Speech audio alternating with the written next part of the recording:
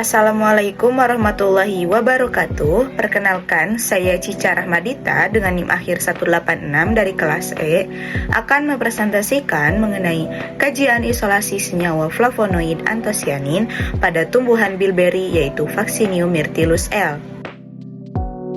Berikut adalah outline presentasi. Yang pertama ada pendahuluan, yang kedua ada kajian tumbuhan Vaccinium myrtillus L, yang ketiga ada aktivitas farmakologi flavonoid, yang keempat metode isolasi flavonoid, yang kelima ada identifikasi dan analisis senyawa flavonoid, dan yang terakhir ada kesimpulan. Pendahuluan terdiri dari latar belakang, rumusan masalah, dan tujuan penulisan. Pewarna alami, pasar tumbuh 10-15% per tahun. Pewarna sintetis digantikan karena toksik, alergi, dan efek neurokognitif. Sehingga tantangan warna biru terdapat pada jumlah sumber alami warna biru yang sangat terbatas dan sulit ditemukan dalam kondisi yang stabil. Bilberi sebagai solusi. Vaccinium myrtillus mengandung berbagai jenis antosianin. Surplus bilberi dimanfaatkan secara ekonomi sirkular. Rumusan masalah, apa karakteristik botani dan fitokimia dari tanaman Vaccinium myrtillus L atau bilberi?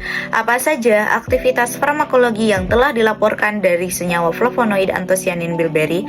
Bagaimana metode isolasi flavonoid partisin dari surplus bilberi menggunakan centrifugal partition chromatography? Bagaimana cara identifikasi dan analisis senyawa flavonoid hasil isolasi dari Vaccinium myrtillus L? Tujuan penulisan terdiri dari mendeskripsikan karakteristik botani dan fitokimia tanaman Vaccinium myrtillus L, mengkaji aktivitas farmakologi senyawa flavonoid dari Vaccinium myrtillus L yang telah dilaporkan dalam literatur ilmiah, menjelaskan metode isolasi flavonoid partisin dari surplus bilberi menggunakan centrifugal partition chromatography, dan menjelaskan metode identifikasi dan analisis senyawa flavonoid dari Vaccinium myrtillus L. Bahasan selanjutnya yaitu kajian tumbuhan Vaccinium myrtillus L atau bilberi. Klasifikasi dan morfologi Vaccinium myrtillus L atau bilberi. Klasifikasi taksonominya terdiri dari kingdom Plantae, divisi Tracheophyta, kelas Magnoliopsida, ordo Ericales, famili Ericaceae, genus Vaccinium, dan spesies Vaccinium myrtillus L. Ciri morfologi, perdu kecil, tinggi 15-50 cm, batangnya berkayu, daunnya oval, tepi bergerigi hijau cerah deciduous, bunga berbentuk lonceng merah muda sampai putih kehijauan, buah beri 5-9 mm, biru kehitaman dengan lapisan lilin atau bloom, daging buah merah keunguan kaya antosianin, biji kecil banyak tersebar di dalam buah. Kandungan kimia antosianin bilberi. 15 jenis antosianin telah diidentifikasi dalam ekstrak bilberi yang merupakan turunan galaktosida, glukosida, dan arabinosida dari 5 glikon utama, yaitu delpinidin, cyanidin, petonidin, peonidin, malvidin, dan berikut terlampir struktur kimia dari antosianin. Bahasan selanjutnya adalah aktivitas farmakologi dari flavonoid Vaccinium myrtillus L. Aktivitas farmakologi flavonoid bilberi yaitu sebagai antioksidan, penangkap radikal bebas seperti OH, O2, RO-min, pengkelat logam seperti Fe2+ dan CO2+, dan aktivasi jalur NRF2-ARE. Selanjutnya sebagai antiinflamasi, inhibisi COX-1 dan COX-2 yaitu prostaglandin, inhibisi LOX atau leukotriene, supresi NF-kB yaitu menurunkan TNF-alfa, interleukin 1 beta dan interleukin 6. Selanjutnya sebagai anti kanker, induksi apoptosis jalur mitokondria, inhibisi proliferasi sel blok siklus G1 atau S, penghambatan angiogenesis yaitu menurunkan VEGF, inhibisi MMP yaitu menghambat metastasis. Sebagai neuroprotektif, mampu melewati blood-brain barrier yaitu menurunkan akumulasi beta amyloid sebagai penyebab Alzheimer, aktivasi BDNF TRKB pathway, inhibisi penyerapan MMP+ yaitu sebagai penyebab Parkinson. Selanjutnya metode isolasi flavonoid dengan menggunakan centrifugal partition chromatography. Alur metode isolasi portisin dari surplus bilberry.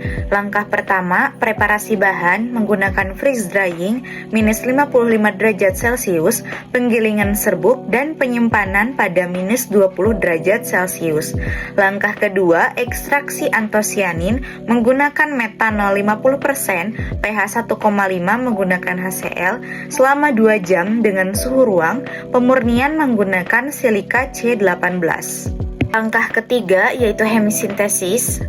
Adduct antosianin piruvat 400:1 30 derajat Celcius 7 hari dengan portisin katekin asetaldehid selama 8 hari dengan yield 99,2%. Langkah keempat, isolasi CPC dengan sistem MTBE, butanol, ACN, dan air dengan 2:2:1:5. Modenya reverse pass atau descending. Optimasi parameter CPC Response Surface Methodology dengan beban sampel 499 mg per 100 mili kolom dengan laju aliran 20 mili per menit dan kecepatan rotasi 1600 rpm. Sistem pelarut MTBE, N-butanol, ACN, dan air dengan perbandingan 2:2:1:5 dan diasamkan dengan HCl pH 1,5 sehingga nilai K/sin 1,5 sampai 4,1. PC menghasilkan 4 fraksi utama. Fraksi F2 merupakan fraksi yang paling kaya portisin dengan kandungan 469 plus minus 46 mg portisin per gram, menunjukkan pemurnian portisin sebesar 5 kali lipat dari campuran reaksi awal. Retensi fase diam selama proses pemisahan terjaga di atas 50%, yang mengindikasikan efisiensi pemisahan yang baik. Bandingan CPC versus RPLC konvensional. Parameter pada kandungan portisin pada CPC 469 plus minus 46 mg per gram, pada RPLC 396 plus minus 52 mg per gram. Efisiensi proses pada CPC 0,19 plus minus 0,03 mg per jam per volume kolom, pada RPLC 0,08 plus minus 0,01 mg per jam per volume kolom. Risiko lingkungan pada CPC 30 plus minus 6 liter per gram P, PLC 164 plus minus 38 liter per gram P. Output proses pada CPC 2,06 plus minus 0,14 mg RM2 per jam per volume kolom, RPLC 0,09 plus minus 0,02 mg RM2 per jam per volume kolom. Identifikasi dan analisis menggunakan HPLC DID dan HPLC DID MS. Metode identifikasi dan analisis senyawa flavonoid. Yang pertama ada HPLC DID dengan kolom Microneedle RP18 250 mm x 4 mm dengan 5 mikrometer partikel pada suhu 25 derajat Celcius. Fase gerak A H2O HCOOH 9:1 volume per volume. Fase gerak B untuk antosianin CH3CN H2O HCOH 3:6:1 volume per volume. Fase gerak B untuk portisin CH3CN H2O HCOH 8:1 dan 95:0,05 volume per volume. Gradien elusi 20-85% B selama 70 menit dengan laju aliran 1 mili per menit. Volume injeksi 100 mikroliter autosampler pada suhu 8 derajat Celcius. Deteksi menggunakan 570 nanometer portisin, 520 nanometer untuk antosianin, 511 nanometer adduct asam piruvat antosianin, dan 280 nanometer untuk senyawa fenolik. Selanjutnya HPLC DID-MS dengan mode ionisasi positif ion mode M/Z 150 sampai 2000 dengan tegangan kapiler 4V dengan suhu kapiler 325 derajat Celcius. Program scan full mass dengan zoom scan ion paling intens MS per MS dengan energi tumbukan 30 dan 60V. Hasil identifikasi senyawa flavonoid untuk antosianin pada panjang gelombang maksimum 520 nanometer, yaitu terdiri dari delpinidin 3 galaktosida, delpinidin 3 glukosida, delpinidin 3 arabinosida, cyanidin 3 galaktosida dan cyanidin aglikon, petonidin 3 galaktosida, petonidin 3 glukosida, petonidin 3 arabinosida, dan petonidin aglikon. Antosianin dengan panjang gelombang maksimum 570 nanometer yaitu vinylpiranodelpinidin 3 galaktosa atau glukosa katekin, vinylpiranodelpinidin 3 arabinosa katekin, Vinylpiranosyanidin 3 galaktosa atau glukosa katekin, vinylpiranopetunidin 3 galaktosa atau glukosa katekin, vinylpiranomalvidin 3 galaktosa atau glukosa katekin, vinylpiranomalvidin 3 arabinosa katekin. Selanjutnya penutup yang terdiri dari kesimpulan dan saran. Kesimpulannya, Vaccinium myrtillus mengandung 15 antosianin, yaitu turunan galaktosida, glukosida, arabinosida dari 5 glikon utama dengan kandungan total 60 mg per gram ekstrak.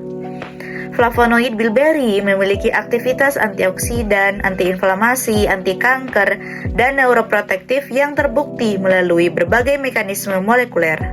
Metode isolasi 3 tahap terdiri dari ekstraksi, hemisintetis yield 99,2% dan CPC berhasil menghasilkan portisin dengan pemurnian 5 kali lipat dari campuran reaksi.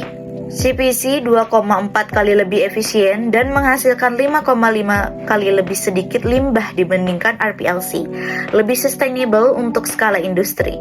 8 portisin baru teridentifikasi oleh HPLC di ADMS, semuanya berwarna biru ungu dengan panjang gelombang maksimum 570 nanometer untuk kandidat pewarna alami yang biru.